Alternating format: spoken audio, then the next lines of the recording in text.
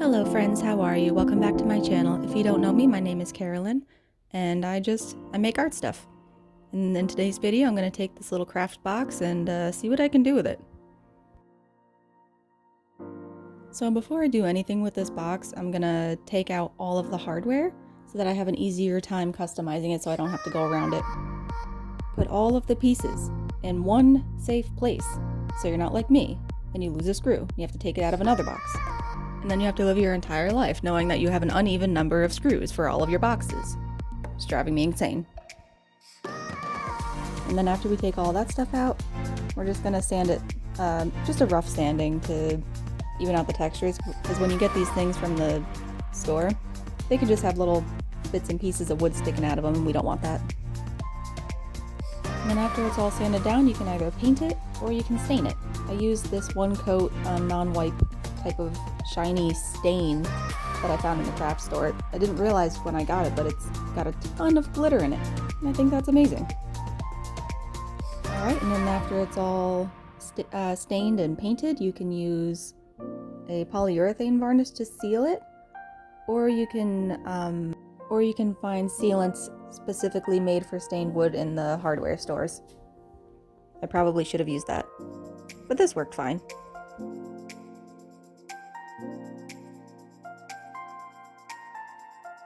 So here it is, all shiny and pretty and dry. Now I'm going to prepare it to put some polymer clay on it to start decorating it. So with these little feet, I just traced around them, so I didn't go over the areas where the feet would be with the polymer clay, so that they would fit when I was done.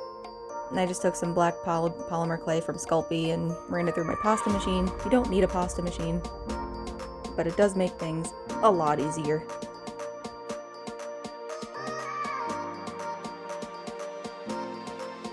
So when I started out with this thing, I literally had no idea what I wanted to do. I just kind of wanted it to look cool. Most of the time I can sketch something out, have a set idea, and work off of that set idea. Not so much with this. I kind of just grabbed a box from the hardware store and was like, ooh, what can I do with this? And spend $20, and now I had a bunch of clay in a random box and some stain. Which is usually how some of my projects, not usually, it's sometimes how my projects work out. And sometimes the best ones come from that type of just spontaneity, if I said that right. But yeah, I had no idea what I was doing when I started this. Although something that helped me tremendously, I mean, you can see me here, I tried to just sculpt something, but I ended up using a bunch of little leaf molds and a little frame mold, and that helped a lot. Don't feel like you're cheating if you're using molds. Because, like, yes, you don't have to sculpt the individual pieces that you're using, but you have to have the creativity to figure out exactly where you want to put all of these pieces. So, especially when if I don't have time to sculpt all my pieces, if I want a lot of pieces that are the same, and there's uniformity through everything, I just use my molds.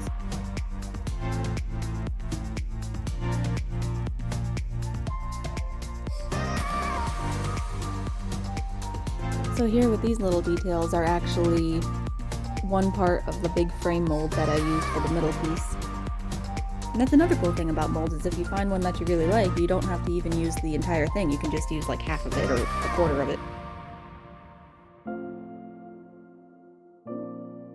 And now I'm going to start working on the bottom part. This part was tricky because you see the little mold that I'm using here, it didn't exactly meet up along the bottom where the feet were going to be.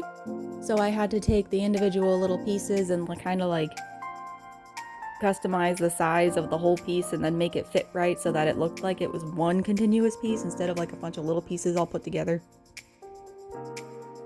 And then after I put all that on, I'm going to check with the feet to make sure that everything fits right so that I can move it around before it bakes in the oven.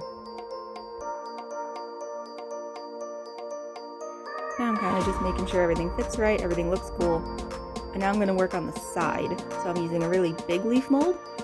So what I want to happen is to put it along the seam of the box so that it matches up with the lid and the bottom. And this part was tricky because my knife wasn't entirely sharp, so the leaves kept moving around, and yeah, pain in the butt. It ended up looking pretty cool, but I probably should have put the hinges back in the box to make sure that stayed put while I was doing this. I mean, you can see me struggle here. I put too much liquid Sculpey on it, so it was slipping around everywhere. I've learned from this process.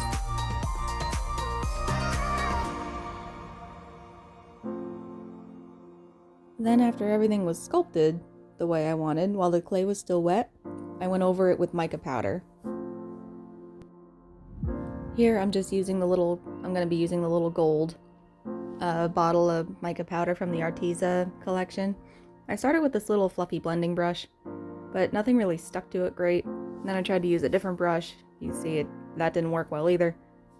But then I actually found this one that was a little bit of a fluffier brush, and it worked really well. So if you're doing the same thing here and you want a gold look, you could always just use a gold paint if you wanted to. I like the kind of layered effect. It kind of makes it look more antique-y when you do the powder over the black clay than just gold paint, but it's pretty much whatever you like. Then after I took it out of the oven, I varnished the polymer clay pieces. And again, I just used my Varathane polyurethane varnish. Just be warned, if you're going to use this stuff, it kind of stinks. So you either need to use a respirator or open a window and turn on a fan and work near the window, because otherwise it'll burn your nose. It's terrible. And now this is the trickiest part for me, was I wanted to upholster the inside of this thing. So you can see me trying to make a bit of a template out of paper so that when I eventually moved to the fabric, I had a template to use, so I didn't have to keep putting it in the box, taking it out of the box, taking it, like, going back and forth. I could just use this template. And then if I wanted to, with the same size box, I could continue to use this one thing for multiple projects. And please, for the love of all that is good and holy, if you want to do this correctly, don't do what I'm doing. I messed it up a little bit. There's plenty of videos out there that show you how to do this properly. I didn't watch any of those videos, so don't do what I'm doing here. The proper way to do this is to measure everything, and then after you take your measurements, you can use a ruler and cut out all of your pieces properly, and then tape them together so that they fit the inside of the box. Make sure it's the tiniest bit smaller on the template than your box actually is, because later we're going to use some felt and a thicker type of fabric. So if you make your template the same size as the inside of your box, your fabric piece will be a little too big, and then your fabric will bunch up. You'll see that on the top of my box. I mean, I could have watched a video to learn that, so I didn't do it wrong the first time, but there's no fun in that, is there? Alright, you can see all my little pieces, and then I tape them all together, and then that's my template. And then I just repeated the same process for the top of the box that I did for the bottom. So we have two separate templates for the top and the bottom. Make sure you label these so you don't mess them up, like I almost did. Label everything.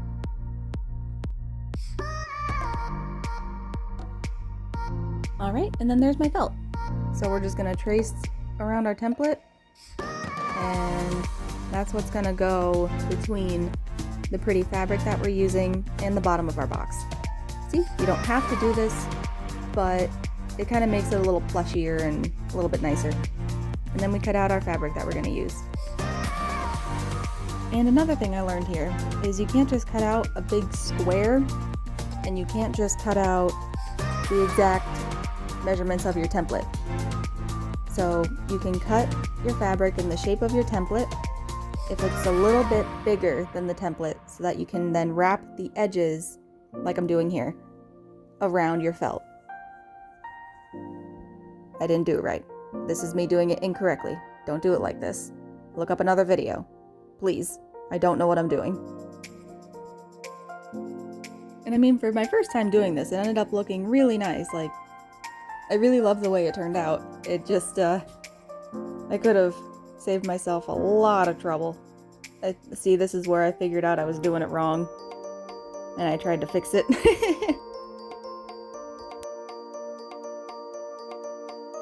And then for this, you can use pretty much any type of fabric glue.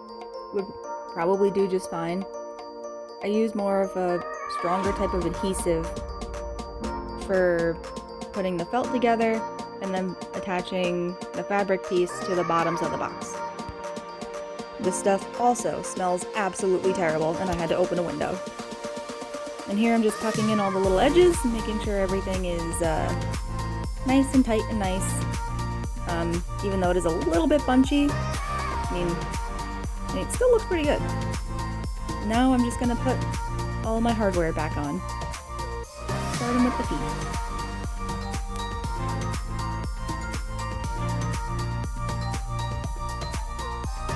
And for all the hardware that I used, like these little feet guys,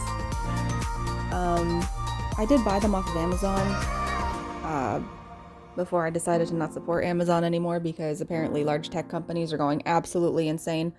So if you want any type of things like this, you don't have to go to Amazon. You can always go to your local craft store, and there's plenty of smaller online shops that have really cool hardware that you can use. Alright, and this is what it looks like with all the hardware on it. I think it's really pretty. I could have done a little bit of a better job making sure that the hardware matched the powder that I used, but I think it still looks pretty good. And then I'm gonna resin the top. For this, I use the Culture Cast casting resin from Counterculture DIY. It's a 2-part resin, so you have to measure it properly. This is just an Arteza thing that I put in it. Little black mica powder, make it shiny. And a little bit of black, what's it called? Paint? Yeah, it's called paint. So we're gonna mix equal parts of our resin, add a little bit of paint. You can do this with any color you want. And then also, if you're gonna work with resin, please wear a respirator. This stuff stinks, it can hurt your nose, it can hurt your throat. Try not to get it on your hands because it's sticky and absolutely terrible, and it can also hurt your skin if you have sensitive skin.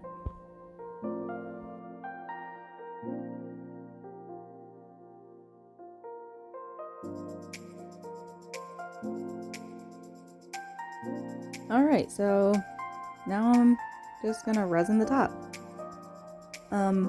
Pardon my hand. It was at this point where I realized I possibly made a mistake. I had no idea what I wanted to do with the top of this box. If I wanted to put a gem in the center of it. If I wanted to add glitter to it. As soon as I did this, I didn't like it. So this is another reason to sketch everything out and make sure you like it first. But yeah, after it cured overnight, this is what it looked like.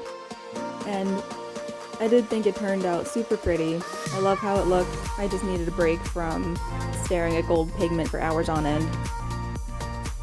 But yep, as always, there's a link to my Etsy shop down in the description if you want to check this guy out. There's a link to my Instagram if you want to see that, and there's a link to my TikTok if you want to see that. So thanks for tuning in, guys, and I'll see you later.